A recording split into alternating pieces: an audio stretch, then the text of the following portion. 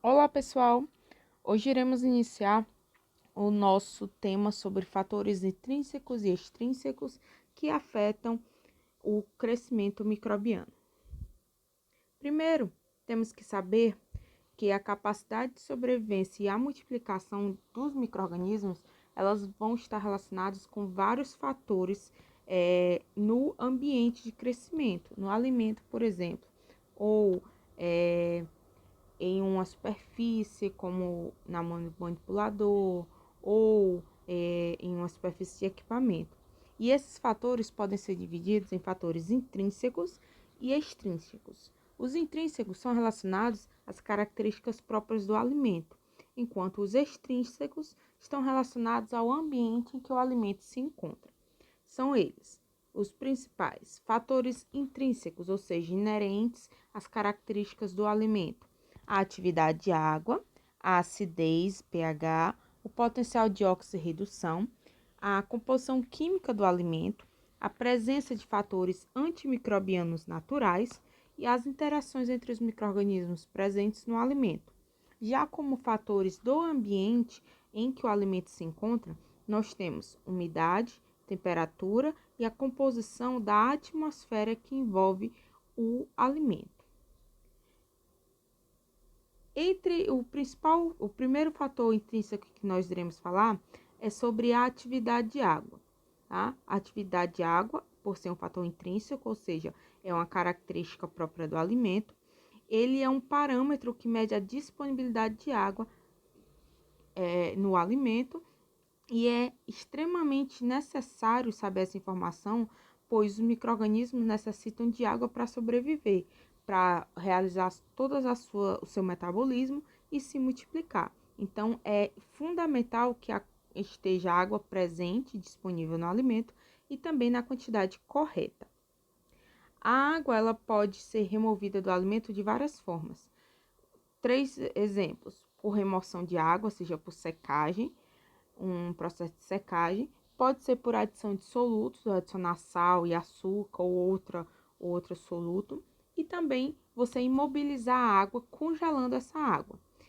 Assim você vai conseguir variar o valor da atividade de água, que, lembrando, é um parâmetro que não tem unidade, vai de 0 a 1, onde 1 é água pura e nenhum micro-organismo consegue sobreviver na água pura. Então, todos os micro-organismos, eles terão também um valor mínimo, um valor máximo e um valor ótimo, em que ele vai crescer. Valor mínimo significa que abaixo daquele valor, ele não consegue crescer. Máximo, que acima daquele valor, também não vai conseguir crescer.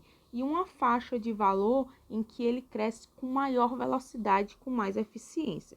Então, esse mínimo, máximo e ótimo serve tanto para atividade de água, para pH, para temperatura, para umidade. Então, cada micro-organismo ou grupos de micro-organismos apresentam valores mínimos, máximos e ótimos de vários fatores que vão estar relacionados com o seu desenvolvimento. Em geral, as bactérias elas necessitam de atividade de águas mais altas do que os fungos e considera como 0,60 que o valor de atividade de água em que não ocorre mais crescimento microbiano em valores abaixo de 0,60. Aqui coloquei alguns valores padrões para vocês aprender. A atividade de águas mais altas, acima de 0,98 até 1, quase todos os micro-organismos crescem, tá? E nessa faixa predominam principalmente o crescimento bacteriano em relação aos fungos e leveduras. Por quê? Porque as bactérias se reproduzem muito mais rápido e mais fácil do que bolores e leveduras. Mas os bolores e leveduras também crescem, só que de forma mais devagar. Quando tem alimentos com atividade de água abaixo de 0,86, a maioria das bactérias são inibidas. Há exceções, é claro. O Staphylococcus aureus, por exemplo, ele cresce até um limite de 0,83. Então, 0,83 de atividade de água para cima, então você ainda tem a possibilidade do Staphylococcus aureus crescer. Já na faixa de atividade de água de 0,80 a 0,75, as leveduras são o grupo de micro-organismos de interesse nos alimentos que mais cresce, tá? Já na faixa de 0,65, as leveduras chamadas osmofílicas e os bolores xerofílicos são categorias especiais de micro-organismos que estão adaptados a ambientes com baixo teor de água, baixo valor de atividade de água. Então, eles têm essa adaptação e ainda conseguem se reproduzir, mas são grupos especiais de bolores e leveduras. Já em atividade de água abaixo de 0,60, praticamente não tem atividade celular e praticamente não há crescimento microbiano. Aqui eu trago uma tabela com alguns valores para vocês terem noção, né? Dar uma revisada dos valores de atividade de água em relação ao do alimento. Por exemplo, frutas frescas, aves, pescados, vegetais, carnes frescas, todos são alimentos com alto teor de atividade de água, de 0,95 para cima. Já alimentos mais secos, como farinha de trigo, frutas secas, cereais, eles apresentam uma faixa de atividade de água mais baixa. Daí explicar a maior durabilidade em relação ao crescimento de micro-organismos nestes alimentos em relação aos alimentos frescos, frutas, aves, carnes, ovos. Tá? Então, quanto mais água, mais propício o ambiente para o crescimento microbiano, tanto de bolores, leveduras e fungos. Quanto menor vai sendo a atividade de água, mais desses grupos vão sendo impossibilitados de crescer. O ambiente fica com pouca água e não permite o crescimento. Aqui alguns valores de atividade de água mínima para multiplicação de micro-organismos importantes. Exemplo, atividade de água mínima para bactérias deteriorantes, 0,9. Para pseudomonas, 0,97. Para estafilococcus aureus, 0,84. Para Botrytis cinerea, 0,93. Clostridium botulinum, 0,94. Observem que as bactérias patogênicas, elas têm, as que causam doenças, elas são mais exigentes do que as bactérias deteriorantes. Então, elas necessitam de um valor de água maior, de uma atividade de água maior em relação às bactérias que não são patogênicas.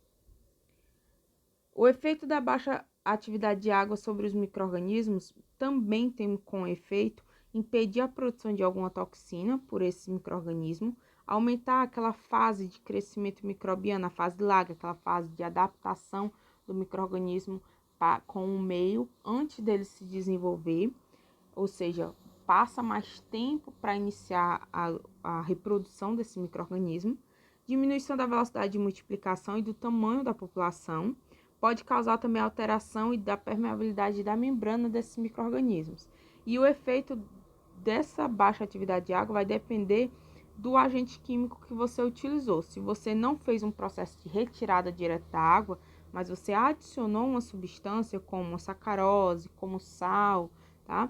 Então, tem um efeito diferente sobre micro-organismos. Por exemplo, o álcool, o glicerol, ele parece ser menos inibidor do crescimento de micro-organismos do que se você usar sal e açúcar. Já em relação ao fator intrínseco acidez, a acidez ela está relacionada com o valor de pH, ou seja, vai medir a concentração de íons hidrogênio. E quanto mais íons hidrogênios, mais ácido e menor o valor de pH. Lembrando que o pH é uma escala que vai de 0 a 14, onde o 7 é o valor neutro. Então, quanto menor o número de 7 até 0, mais ácido ele vai ficando. Quanto mais próximo de 0, mais ácido. E quanto mais próximo de 14, mais básico. E quanto mais próximo de 7, mais neutro.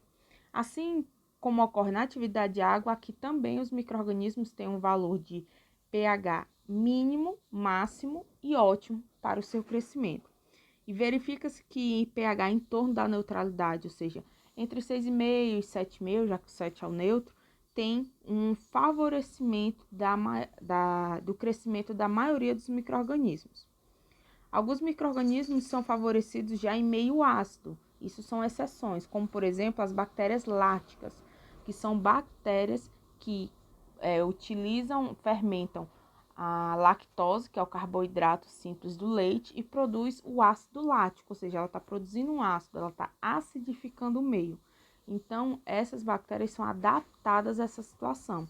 E isso é bom porque ajuda a inibir o crescimento de outras bactérias que não são interessantes, por exemplo, no processo de produção de queijo, produção de iogurte, de leite fermentados e outros. Então, são casos de exceção. Os bolores, eles são mais resistentes que as leveduras, que são mais resistentes do que as bactérias a valores baixos de pH. Então, em relação ao pH, é similar ao que acontece com a atividade de água. As bactérias são as mais sensíveis à redução de pH. Quanto menos ácido, melhor. Depois, as leveduras são a que está em segundo lugar, mais resistente, e a mais resistente de todas são o grupo dos bolores. E entre as bactérias, as que são patogênicas são mais exigentes a valores mais neutros de pH. Ou seja, igual à atividade de água, as bactérias patogênicas dentro do grupo das bactérias são as mais exigentes. Ou seja, elas necessitam de valores de pH e também de atividade de água mais próximos do valor normal, ou seja, mais próximo do pH neutro, 7, e a atividade de água mais próximo, num valor mais alto, próximo de 1. Fatores intrínsecos, continuando sobre acidez, tá? Os alimentos eles podem ser classificados de acordo com o seu pH. Em alimentos de baixa acidez, que são os alimentos que têm um pH acima de 4,5 na escala de 0 a 14. Alimentos ácidos, que têm um pH entre 4 e 4,5. E os muito ácidos, que são os abaixo de 4. E essa classificação ela é baseada no pH mínimo para possibilitar o crescimento e a produção da toxina botulínica pelo Clostridium botulino, tá? Então, vocês vão ver que muitos métodos de conservação, eles estão baseados no Clostridium botulino, tá? Então, na faixa de pH que ele não cresce, na temperatura que ele vai ser destruído. Então, é bastante importante vocês saberem estes valores e essa classificação. Aqui, ó, tem alguns valores de pH que permite o crescimento de micro-organismos deteriorantes patogênicos. Nessa primeira parte da tabela, nós temos alguns exemplos de bactérias deteriorantes, não são patogênicas, os valores de pH mínimo e máximo. O ótimo não necessariamente é um valor médio entre o mínimo e o máximo, certo? Aqui eu trouxe só esses valores extremos. Por exemplo, Pseudomonas, tá? As espécies de 5,6 é o mínimo e no máximo 8, tá? Já o Lactobacillus, a 3, 4,4 e no máximo 8. Já para bactérias patogênicas, nós temos valores já diferentes. Salmonella, de 4 de mínimo e até 9,6 de máximo. Já as leveduras, temos a Saccharomyces cerevisiae, que é utilizada para produzir pão, aquele fermento biológico que a gente compra. Ela já é mais resistente do que as bactérias, ó, valores mais baixos. Nós tínhamos para as bactérias patogênicas ou não, 4, 5, ó, 4, 5, com raras exceções. Por exemplo, o Acetobacter acidophilum, que ela já é adaptada para um ambiente mais ácido. Mas as leveduras em si, elas conseguem sobreviver em um ambiente de pH mais ácido do que as bactérias, tanto deteriorantes como patogênicas. Já esses três últimos, Aspergillus niger, Penicillium itálico e Fusarium oxysporum, eles são fungos, então eles são ainda mais resistentes do que as leveduras, a baixos valores de pH. As carnes e os produtos marinhos, em função do seu pH, eles são altamente suscetíveis à multiplicação dos micro-organismos, incluindo bolores e leveduras como as bactérias.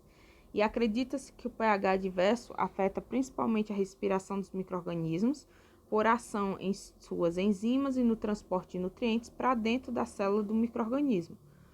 Tal como acontece com a atividade de água, o pH desfavorável provoca um aumento da fase lag, aquela fase de crescimento microbiano, onde não há crescimento microbiano, há apenas uma adaptação para iniciar o processo de crescimento microbiano.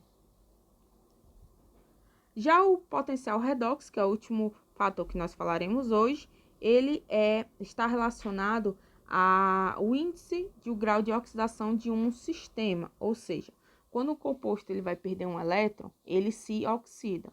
E esse elétron vai para outro composto. E o composto que recebeu o elétron, ele se torna reduzido. Então, quanto mais reduzido for um composto, mais negativo vai ser o seu potencial redox. E quanto mais oxidado, mais positivo é o seu potencial redox. Isso é importante por quê? Porque quando se tem essa variação de grau de oxidação e de redução, você gera um chamado potencial elétrico, que é medido em milivolts ou em volts. E isso torna o ambiente mais propício a crescer micro-organismos que necessitam de oxigênio ou que não necessitam de oxigênio para sobreviver, ou que precisam de uma faixa pequena de oxigênio, ou outros que conseguem sobreviver em ambiente com e sem oxigênio, tá? A gente tem a classificação de acordo com o potencial de oxirredução. Os micro-organismos que necessitam de oxigênio para sobreviver têm um potencial de oxirredução positivo de 350 a 500 milivolts. Já o anaeróbio é um ambiente negativo, tá? De 30 até menos 500. Anaeróbio facultativo, que é aquele que consegue crescer em faixas tanto positivas como negativas, tá? E o microaerófilo com valores baixos de potencial redox e tem pouco oxigênio. Também não pode ter total ausência e também não pode ter muito, é só uma pequena quantidade. Coloquei como se fosse um resumozinho aqui, tá? Necessidade, se o micro-organismo tem a necessidade de oxigênio para sobreviver, ele é denominado de aeróbio. Então, a facilidade de crescer é melhor em meios oxidados. Já se ele não suporta de jeito nenhum presença de oxigênio, ou seja, os anaeróbios, ele exige que os meios sejam reduzidos para crescimento mais eficiente. Como é que eu sei que o ambiente é reduzido ou não? Existem alguns valores, por exemplo, alimentos de origem vegetal, eles têm esse valor de potencial de oxirredução entre 300 e 400. Então, aqui eu já sei quem é que vai crescer. Então, explica-se, e assim, por que esses produtos crescem bactérias aeróbias e bolores, porque são micro-organismos que crescem nesses valores de potencial de oxirredução. Já carnes em pedaços grandes, eles têm valores de potencial de oxidação em torno de menos 200, enquanto que a carne moída ela tem valores para mais 200. Então, você consegue identificar quais grupos de micro-organismos conseguem, através dessa classificação e através do potencial de oxidação de cada grupo de alimentos, identificar quem é que cresce, quem tem a maior probabilidade de crescer ou o que não vai crescer. Aqui algumas referências. Resolva os exercícios, envie suas dúvidas e nós continuamos os fatores intrínsecos na próxima aula.